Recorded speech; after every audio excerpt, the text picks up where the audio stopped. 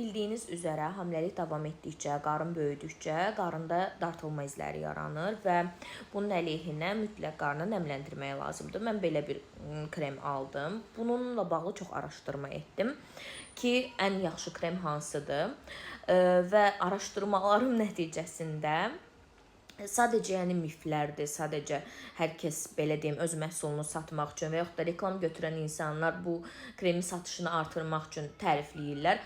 Bu və yaxud da digər başqa bir krem də götürsəydim, hətta evdə özüm bəlkə də arqan yağı da istifadə etsəydim, yenə eyni şey olacaqdı. Əsas məsələ qarını sadəcə nəmləndirməkdir. Normal nəmləndirici kremdən də istifadə olunsa eyni şeydir. Yəni məsələ dərinin elastikliyini artırmaqdır. Burada hər hansısa bir özəl krem seçiminə məncə ehtiyac yoxdur o qədər də. Yağlardan və kremlərdən istifadə oluna bilər. Bu maksimum dərəcədə azaldacaq dartılma izlərini. Amma yenə əsas məsələ genetikadır. Yəni genetikanızdan asılıdır, belə deyim ki. Bizdə genetikada dartılma izləri genetikamdakı qadınlarda olur və ona görə məndə də normal olaraq yaranır. Amma elə insanlar var ki, ümumiyyətcə, yəni yağ istifadə etməsələr, krem istifadə etməsələr belə onlarda dartılma izləri olur.